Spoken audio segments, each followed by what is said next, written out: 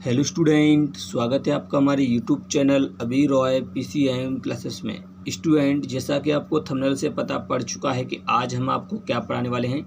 आज हम पढ़ाने वाले हैं आपको फिजिक्स, यानी कि 12th क्लास की फिजिक्स, जो फर्स्ट फिजिक्स चल रही है उसका सेकंड चैप्टर का एक इम्पोर्टेंट टॉपिक लेके चल रहे हैं, जिसका नाम है चालक तथा विद्युत रोधी अथवा परावैद्युत के।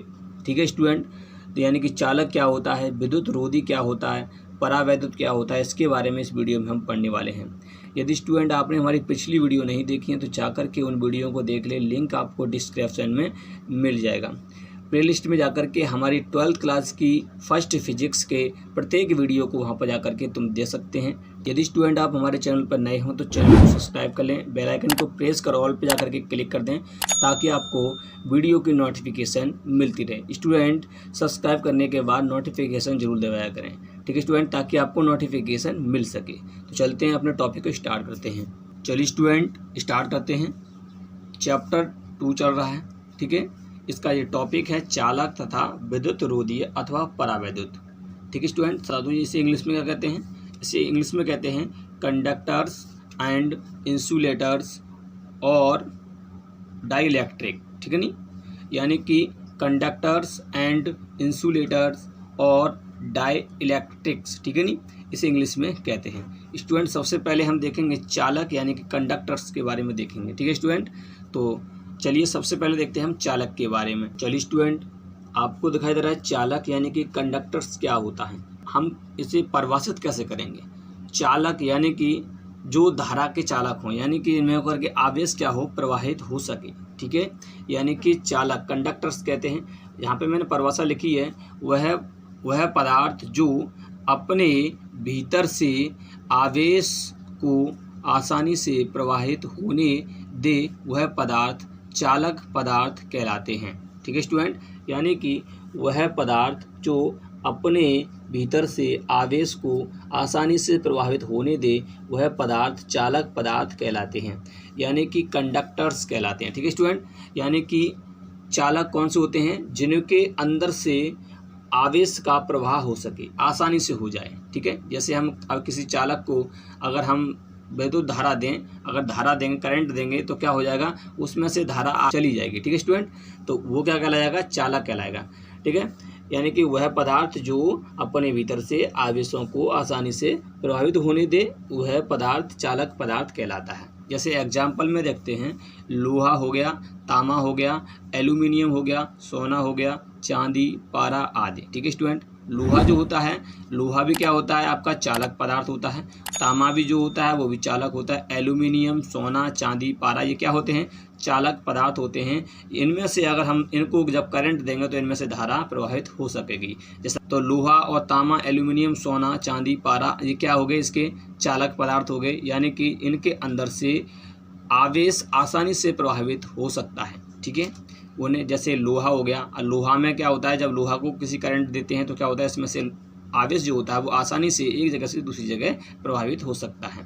तांबा हो गया, एल्यूमिनियम, इनमें भी होता है। ठीक है स्टूडेंट, एक इम्पोर्टेंट बात, यानी कि इसे नोट कर लेना कि मैंने यहाँ पर लिखा है सभी धातुओं में चालन मुक्त इलेक्ट्रॉन होते हैं।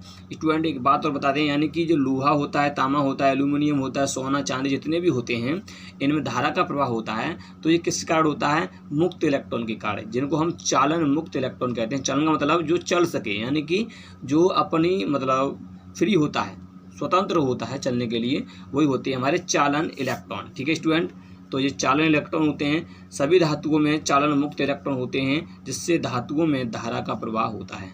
ठीक है स्टूडेंट, आप यहाँ पर देख सकते हैं, मैंने यहाँ पर लिखा है सभी धातुओं में चालन मुक्त इलेक्ट्रॉन होते हैं, जिससे धातु में धारा का प्रवाह होता है। ठीक है, लोहा होता है, उसमें मुक्त इलेक्ट्रॉन होते हैं। तांबा, एल्यूमिनियम, सोना, चांदी, पारा, इन सब में क्या होता है, मुक्त इलेक्ट्रॉन होता है स्टूडेंट।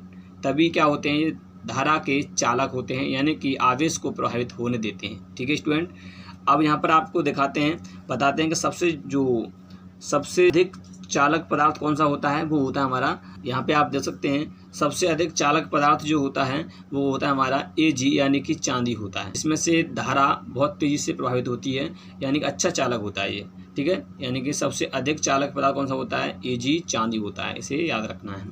स्टूडेंट, अब यहाँ पर हम नीचे देखते हैं कि यानी कि इसमें धारा किस कारण प्रवाहित होती है, मुक्त इलेक्ट्रॉन के कारण। और वो किस प्रकार से होती है वो आप यहाँ पर देख सकते हैं। मैंने यहाँ पर चित्र बनाया हुआ है, उस चित्र से समझते हैं।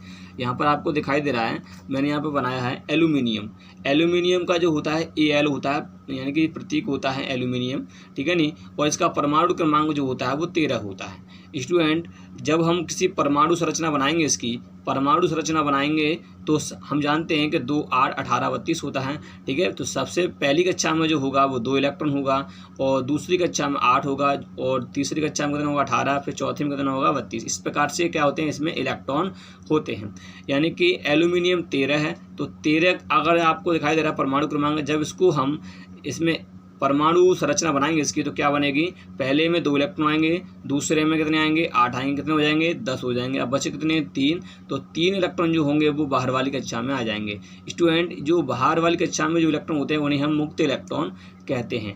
ये 3 इलेक्ट्रॉन है, वैसे इसमें कितने आने चाहिए 18, परंतु इसमें 3 आए हैं, तो ये क्या हो जाएंगे आपके मुक्त इलेक्ट्रॉन हो जाएंगे। और इन्हीं के कारण क्या होता है, विद्युत धारा प्रभावित होती है, यानी कि आवेश एक जगह से दूसरी जगह पहुंच जाता है। ठीक है स्टूडेंट, समझ में आया।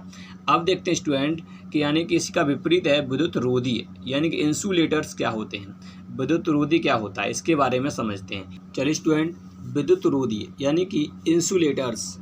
स्टूडेंट, मैं आपको बताता हूँ, विद्युत रोधी को हम अचालक भी कहते हैं। क्या कहते हैं, अचालक होता है। इसका मतलब क्या होता है, अचालक कहो या कुचालक कहो, बात वही होता है। जिसमें धारा का प्रवाह ना हो, आवेश का प्रवाह ना हो, वही होता है विद्युत रोधी, इंसुलेटर होता है। तो मैंने यहाँ लिखा है, वह पदार्थ जो अपने भीतर से आवेशों को प्रवाहित नहीं होने देता, तो इस प्रकार के पदार्थ को विद्युत रोधी या अचालक अथवा परावैद्युत कहते हैं। स्टूडेंट, परावैद्युत भी इसका दूसरा नाम होता है। ठीक है स्टूडेंट, विद्युत रोधी या परावैद्युत, ठीक है नहीं। विद्युत रोधी से आपको समझ में आ रहा है कि विद्युत मतलब धारा और रोधी मतलब रोकने वाला, ठीक है नहीं। विद्युत रोधी धारा को रोक दे, वही क्या होता है, विद्युत रोधी होता है। तो एक बार फिर से देख लेते हैं, वह पदार्थ जो अपने भीतर से आवेशों को प्रभावित नहीं होने देता तो इस प्रकार के पदार्थ को विद्युत रोधी या अचालक अथवा परावैद्युत कहते हैं। ठीक है, यानी कि पदार्थ कहते हैं। स्टूडेंट, इसके एग्जाम्पल क्या होते हैं, जैसे रबड़ हो गया, कांच हो गया, लकड़ी हो गया, कागज हो गया, शुष्क वायु। शुष्क वायु यानी कि सूखी वायु होती है, ठीक है नहीं। यानी कि रबड़ की बात करें तो रबड़ क्या होता है, इसमें जो होते हैं रबड़ होता है, ये कैसा होता है, विद्युत रोधी होता है। कांच होता है, विद्युत रोधी होता है। लकड़ी भी क्या होती है, विद्युत रोधी होती है। कागज जो होता है विद्युत रोधी होता है। वायु जो होती है विद्युत रोधी होता है, ठीक है, यानी कि अचालक होता है। इसमें धारा का प्रवाह नहीं हो सकता।